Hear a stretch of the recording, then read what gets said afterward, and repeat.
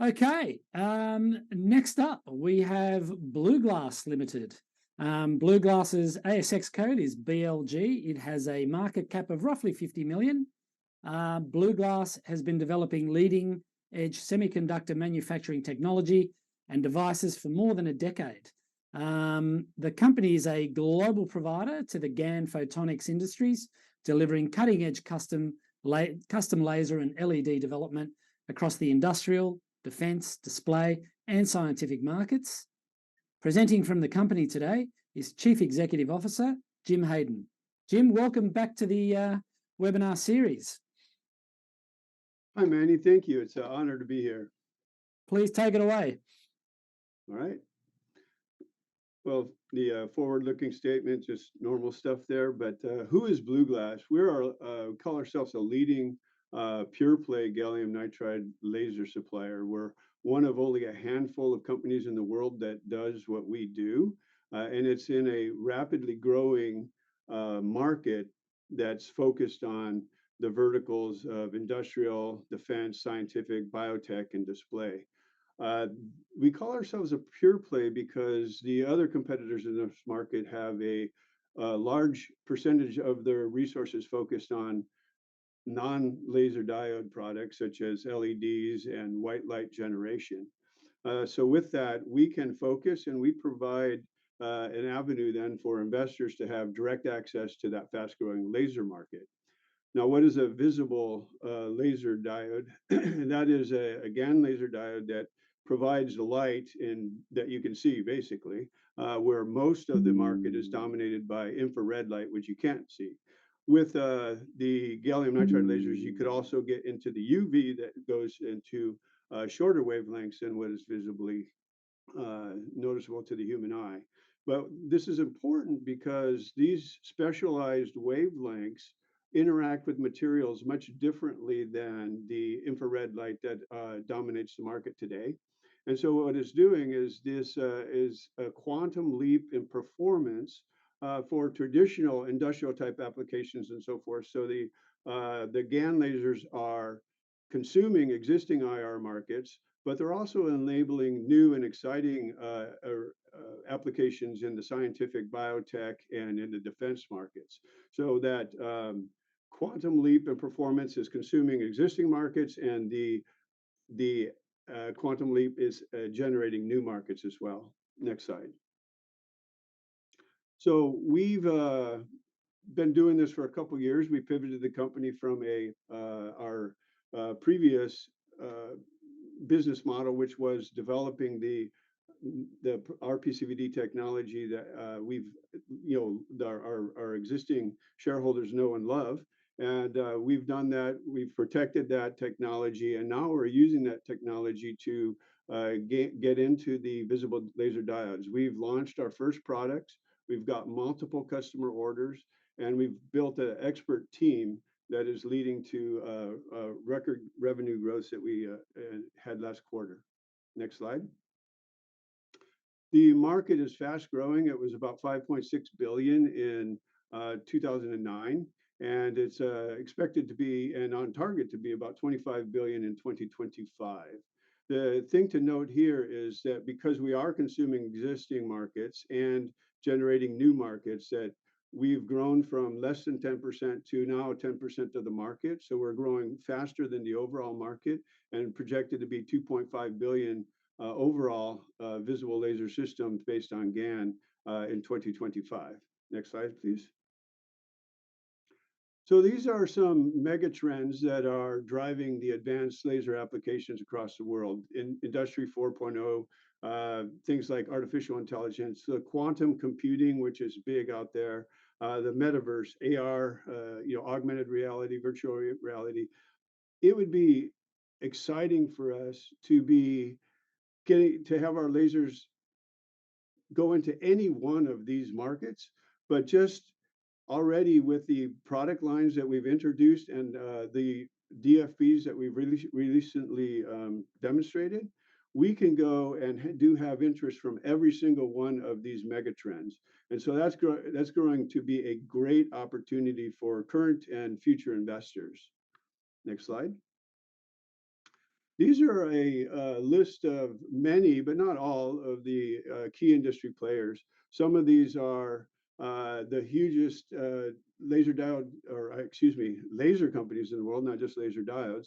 But these are also customers, some that you'll recognize and some that you may have never heard of that are interested in the GaN technologies. And some may wonder why other laser companies would be interested in this. Is because they just don't have the capability of making the visible lasers, and they know that there's an inherent value that they can't get with the IR lasers. So next slide, please. One of the things that we recently announced is the Microelectronics Commons. It's a huge part of the CHIPS Act, and there was a $2 billion earmark. There's a 5-year program. We won, along with the NC State and the CLAWS Hub, which is the Commercial Leap Ahead Wide Bandgap Semiconductor Group. We won a 5-year program and had the first year funding of 39.4 million for the hub. And so what this is a United States government and the Department of Defense saying, we recognize GaN, wide bandgap technology, as something that's key to our national interests, the national interests of our allies, and to the overall economy. And these are things that we want to have access to. So we're going to fund this lab to fab transition that the university is the lab. And for this hub, we are the only photonics group in here. All the other ones are a microelectronic part of it, not the photonic part. And so it's a very exciting opportunity for us to develop not just products, but they're investing in us to develop the infrastructure, and they want to have this capability ongoing. And they will call it a dual use technology. So they want to have the technology that can be used in the national security markets as well as commercial markets. Next slide, please. So the verticals that we are most interested in are the industrial markets, the quantum, biotech, and defense. We are already engaged with multiple industry-leading customers, and those customers are largely in the quantum, biotech, and defense, but there is interest as well in the industrial. We've also recently discussed an MOU with Applied Energetics. We have synergistic technology with them, and just the additional brain power is promising to already lead to more markets, and it gives us access to critical parts of the national security program and commercial applications that either of us alone could not go after. We're also qualifying multiple products across our full portfolio with customers in medical, industrial, the quantum areas, and even research organizations. And we've also received our first orders from repeat orders from a customer. And we are continuing to validate our products with several different customers while we are also using the projects such as Emmy Commons to move the products forward. And that's a process that I've used and been involved with every startup I've been for a laser company. Garners the programs from government and sources, even project development with other companies to move products forward, and then somewhere there's a crossover where the product revenue starts to take overcome the project revenue. But the best way to get large influxes of revenue quickly and it's non-dilutive is to go after these projects. And so that's why the Emmy Commons has been really fundamental for us. Next slide, please. So some of the upcoming things that you could continue to look forward from us is the continued integration of the fab. And we purchased all the assets from a GaNWorks foundry and moved in some of the new brain power from the engineers there. And so continued vertical integration is going to help us to accelerate our product development, and then continuing with the repeat orders, moving through these projects to increase product functionality and to demonstrate longer wavelengths.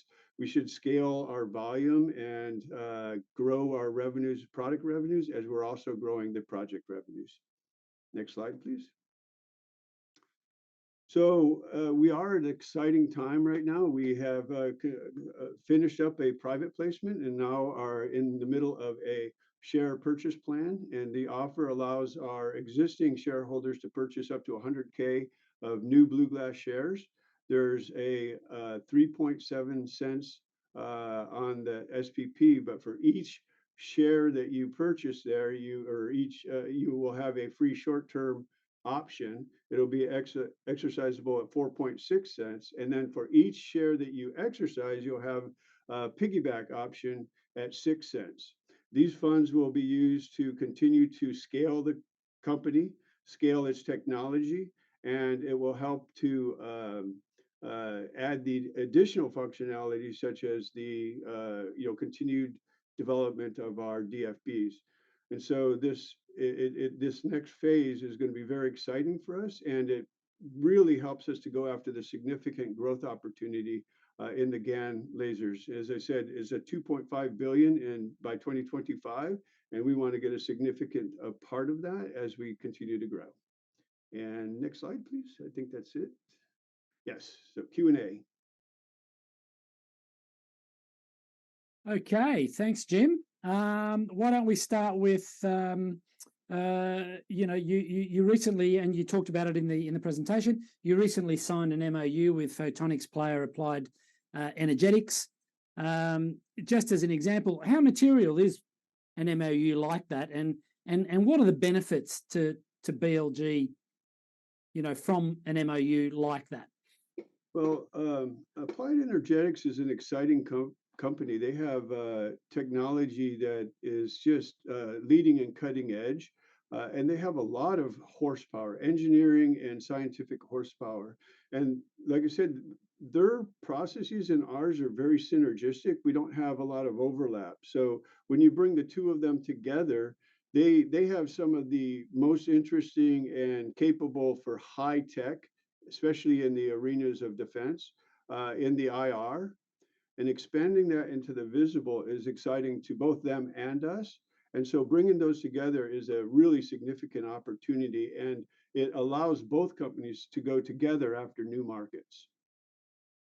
Okay, and just coming back to competitive advantage, and obviously you're in a market that is very, very competitive, and it's obviously very techy. What is BluGlass's competitive advantage at the moment, and how will you maintain that advantage? We maintain the advantage. Well, first, what is it and how do we maintain it? Well, the competitive advantage that we have right now is really stand out on the DFB. One of the few companies in the world, or the few organizations in the world, most of them that have been working on DFBs are universities. And having that DFB has not been instrumental to us, and that was instrumental in winning the ME Commons project. Continued advances in that and expanding the wavelengths and the capabilities there is going to lead into quantum computing. And whoever wins in quantum computing is going to win in artificial intelligence, for instance. So that is huge in the national arena for security and so forth. So what we see is that is an advantage that we need to maintain. And then we have the traditional BluGlass differentiation, which is the RPCVD. The RPCVD will allow us to add in other, go to longer wavelengths, and also to enable us to do other novel things like the active as grown, which is a way to fabricate the devices that we believe is going to be advantageous as we scale production. And there's also going to be the ability to add in tunnel junctions to our roadmap in the future. And so those will continue to give us competitive advantages. Okay, Jim. We do have a question that's come in from one of the participants asking whether you might be able to provide an update on how BluGlass was received at the Photonics West conference this year. It was an exciting show, not just for BluGlass, but just the industry in whole. There was a lot of attendance. It seemed much more well attended. We had several people at the booth. As you know, we have our site right here in Silicon Valley, so we had some of our technologists there. And when they weren't listening to technology talks, they'd be around the booth, and it was good because Steph and myself and Brad, we were all there answering questions, but we then had the help from others, and we actually did need it. There were times when we were sitting around a round table inside the booth talking to a customer who we had an appointment with, and there's 2 or 3 or 4 more standing at the booth waiting to be helped. So it was great to have that extra manpower there to move us along. Another type of thing. So what were they coming after? You know, they're gaining confidence in us. And so what we did see is a lot more, not just checking out our products, but saying, look, we're interested in these products that you have. Many want us to move to giving out more quotations. And then there's 2 other types of interest that we hadn't seen in the previous show by some really big players are saying, look, we want to engage in projects with you. We have ideas for these products that we think you now are very well positioned to help us move along those. And then there's a few that are even interested in maybe more strategic alliances like we've just entered with Applied Energetics. So all of that coming out of one show was pretty exciting for us. It's keeping us busy. Yeah, it sounds like a great show. Okay, well, just then coming back to, you mentioned the placement and the SPP. So the business has completed a successful placement now to sophisticated and institutional investors, which is great. As you said, you're going through the SPP process at the moment. The question is, can you tell us a little bit about or explain how those funds will be used? How will they be allocated? Yeah, so those the funds will be allocated is to what first continue to scale, and so we'll scale both in the capacity, but largely in to incorporate all of the technology changes that we're making into more product getting out into the field, and basically the better product, narrowing our distributions in the line is going to get more lasers out of the fab and into customers' hands. So it's going to be a huge part of it. We're also going to bring in new technologies to the company to continue that cutting edge that we were talking about. How do you maintain the advantage? And it's by continuing to keep up on the new technologies. And so some of it is earmarked toward that. And then the continued advancement of the functionality that, like, such as the DFB, which does lead to higher average selling prices for our devices. So we will move on all 3 of those fronts with this funding. Okay, thanks, Jim. Well, just to finish up, one last question. What can BluGlass investors and shareholders look forward to in terms of news flow for the rest of the year? Is there anything they should be keeping an eye on, expecting in terms of material announcements, news flow to come? Well, we're continuing to build on the momentum from ME Commons, and we had a good quarter last quarter, and we're on target to hit those numbers again. And so we continue to expect to see that. Another thing that's exciting to us is with that progress, we had submitted ideas for what are called projects, and in the call for projects, they came back with several of our suggestions. So right now we're in the middle of writing more proposals and trying to get more projects out there to get more funding to continue to scale. And the exciting thing is that's non-dilutive. So we hope to have more announcements along that, continued sales and growing sales with customers, and then advancing our high performance products through to longer wavelengths and even better line widths, hopefully gaining traction in the quantum sensing and quantum computing areas. Very exciting markets. Okay, Jim. Well, I think that we'll finish up there with you. Jim, thank you again, as always, for your time. It was always great to chat, and please do have a great weekend, and we'll see you soon for another update. All right. Well, thanks a lot, Manny. I appreciate being here.